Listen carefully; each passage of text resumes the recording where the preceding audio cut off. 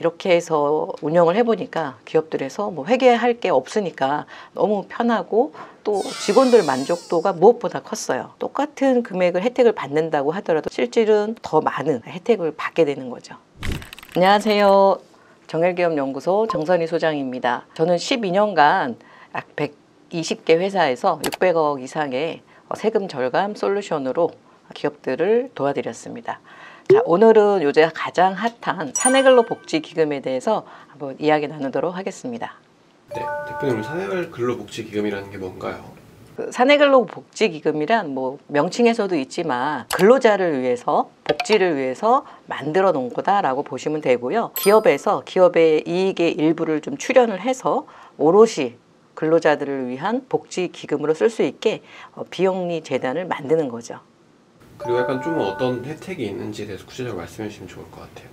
네, 첫 번째는 이제 근로자들에게 혜택이 있는데 기금을 통해서 받은 금품이나 이런 혜택에 대해서는 비과세 혜택이 있습니다.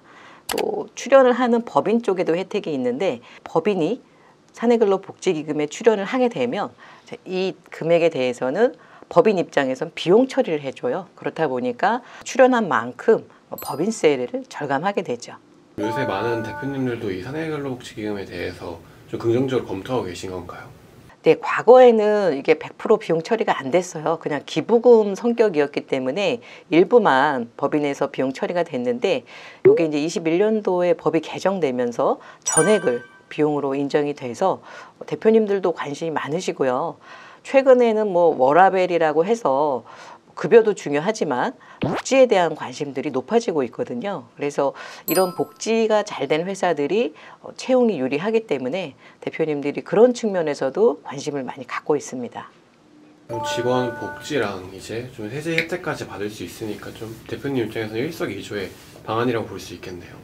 네, 맞습니다. 또 추가로 팁을 좀 드리자면 기금 입장에서도 또 받는 게 비과세다 보니까 상속을 앞둔 그런 회장님들 같은 경우에는 갖고 계신 그 주식이 상당히 큰 경우에 상속세 부담이 크거든요. 그래서 일부를 직원들을 위해서 기금에 출연을 하게 되면 이 부분은 이제 상속세 자산에서 제외가 되니까 상속을 받는 분들의 세액 부담도 절감이 가능해서 가업승계하고도 아주 잘 연계해서 활용을 하고 있습니다. 사내근로복지기금으로 좀 어떤 사업을 할 수 있는 건가요? 사내근로복지기금은 이름 그대로 오로지 근로자를 위한 복지로만 쓸 수가 있고요. 다른 용도, 대여를 한다든지 이런 것은 안 되고요.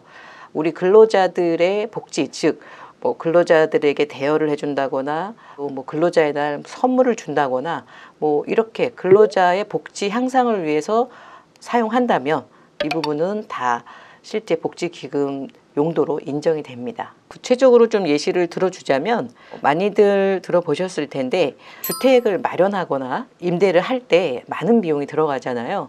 이런 경우에 본인들이 좀 자금이 부족하면 이 기금에서 좀 빌려서 할 수 있고요. 회사별로 보면은 아주 저리나 아니면 이제 무이자로 빌려주는 경우가 있고 아니면 전체 대금이 좀 클 경우에는 이자를 지원한다든지 그래서 실질 근로자들이 경제적으로 혜택을 받을 수 있는 도움을 주고 있는 회사가 많습니다. 구체적으로 그 근로자들이 어떤 도움을 받을 수 있는지 얘기해 주시면 좋을 것 같아요. 네. 실제 기금 운영하는 회사들 보면은 장학금을 준다거나 또 이게 학원비 같은 경우도 복지기금에서 집행이 가능하거든요. 이런 부분들 당연히 경조사 이런 것은 당연히 되고요. 이런 자금들이 기금이 없는 회사는 회사에서 받기는 받되 이게 본인의 어떤 상여성이 있기 때문에 세금을 내셔야 돼요. 하지만 기금을 통해서 받은 거는 비과세이기 때문에 똑같은 금액을 혜택을 받는다고 하더라도 실질은 더 많은 혜택을 받게 되는 거죠. 그러면은 이런 게 되게 지원이 엄청 많아 보이는데 이런 비용을 다 감당할 수 있나요? 모든 직원들한테 이렇게 혜택을 주면? 원래는 회사의 이익의 5% 정도를 이제 출연을 할 수가 있는데요. 요거는 이제 가이드라인이긴 한데 최근에는 회사에 따라서는 이 금액은 좀 초과가 되더라도 가능한 걸로 알고 있고요. 물론 이제 회사의 어떤 재정 상태에 맞춰서 출연을 해서 복지를 하는 게 맞을 거고요. 전체 우리 근로자들의 임금 대비 일정 금액을 출연을 하도록 그렇게 장려를 하고 있습니다. 네, 그래도 사내근로복지기금에 좀 특징이 있다고 하는데 그거에 대해서도 말씀해 주실 수 있을까요? 우선은 이제 사내근로복지기금 그 수혜 대상을 좀 말씀을 드리면 당연히 근로자 되고요, 뭐 임시직도 되고요, 파견 직원들 모두 다 가능하고 대표님들이 많이 질문하는 게 그러면 뭐 임원도 되느냐? 라고 말씀을 하시는데 임원은 조금 까다롭습니다. 그러니까 급여성 임원들, 오너가 아닌 급여를 받는 임원들은 가능하고요. 혹은 또 대표님의 가족도 직원으로 근무할 수 있잖아요. 이런 경우에는 가족이라 할지라도 직원이라고 한다면 사내근로복지기금의 혜택을 받을 수 있습니다. 거의 대부분 다 받으실 수 있는 거네요. 네, 오너만 빼놓고는 다 혜택이 가능하다고 보시면 될 것 같습니다. 네. 이 선택적 복지제도 그 특징에 대해서도 말씀해 주시면 좋을 것 같아요. 이제 주의하셔야 될 부분인데 이 복지기금을 이제 저희가 설립을 해서 우리 직원들을 위해서 혜택을 줄 때 일괄적으로 준다고 하면은 이 부분은 좀 인정을 받기 어렵습니다. 가장 핵심이 이제 선택적 복지입니다. 다시 말해서 각 근로자마다 근로자에게 맞는 복지를 해줘야 된다는 건데 이게 뭐 직원이 한두 명도 아니고 이 선택적 복지라는 부분에서 다들 좀 어려워하세요. 이런 부분을 좀 해결할 수 있는 게 이제 복지 포인트를 활용해서 본인들이 원하는 거를 하게 해주면 되는데 많은 회사들이 그래서 이제 복지몰을 운영하고 있습니다.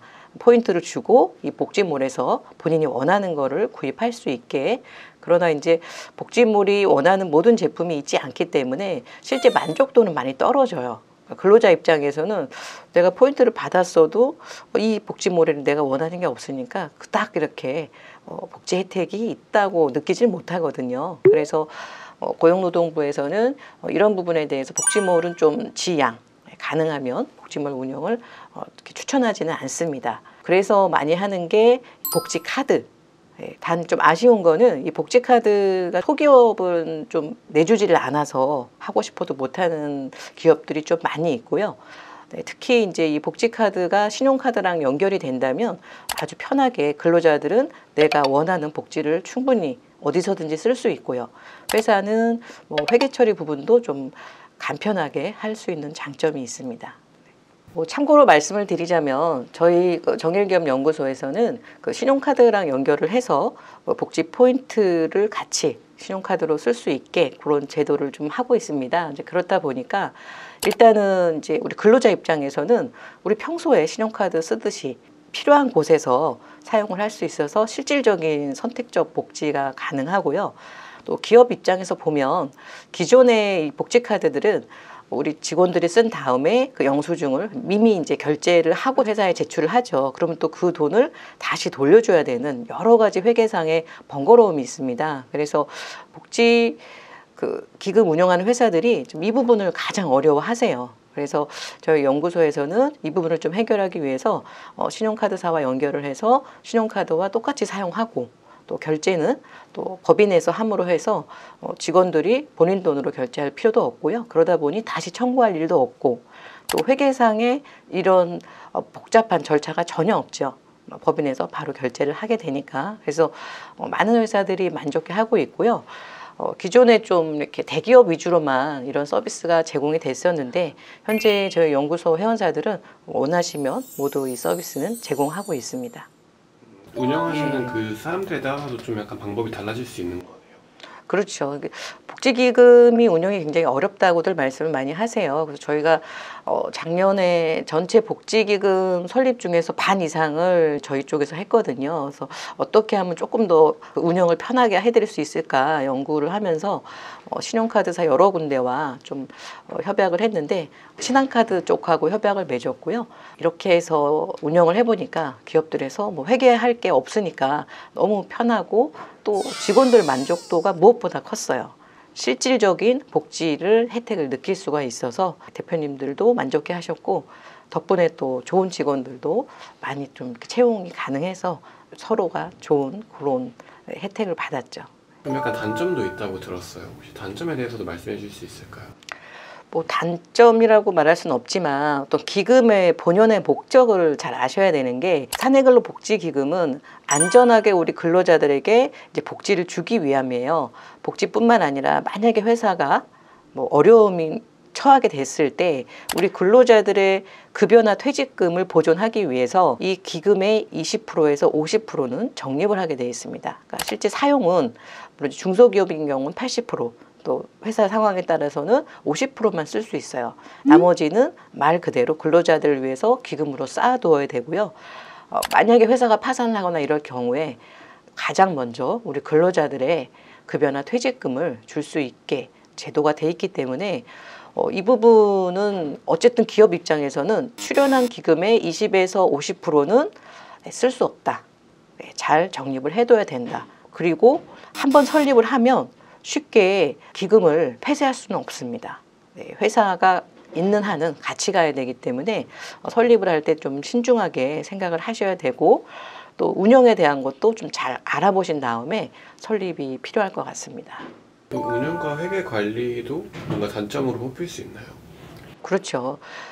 이거를 관리를 하려면 회계 직원이 따로 있어야 되거든요. 그 이유는 보통 이렇게 복지 카드가 신용카드랑 연결이 안 돼 있는 회사들은 일일이 이제 쓰신 거를 영수증을 다 받아서 본인이 먼저 결제한 다음에 회사에 다시 청구를 하는 이런 모든 과정을 할 직원이 따로 필요하기 때문에 기금이 없었을 때는 들어가지 않던 인력이 추가로 들어갈 수도 있기 때문에 이런 부분 미리 좀 검토를 하셔야 될 것 같아요.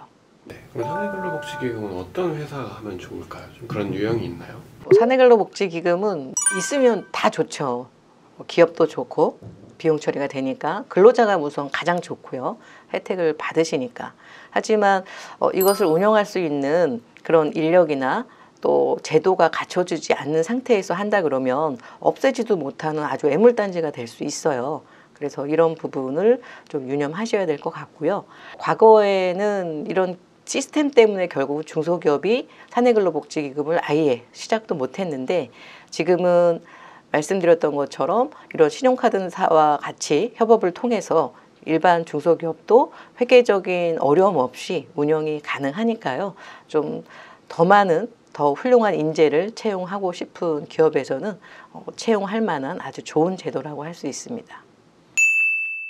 사내근로복지기금 말 그대로 우리 근로자의 복지를 위한 제도입니다. 이 제도를 잘만 활용하면 좋은 인재도 채용할 수 있고요. 또 기업에서는 법인세 절세 효과도 가져갈 수 있고요. 가업 승계를 앞둔 회사라고 한다면 상속세에 대한 절감 효과도 함께 누릴 수 있는 아주 좋은 제도라고 할 수 있습니다. 단지 운영에 있어서 생각보다 좀 까다로운 부분이 있으니까요. 이 부분에 대한 대처를 미리 하신다면 우리 대표님 또 우리 직원 모두에게 좋은 제도가 될 것 같습니다. 감사합니다.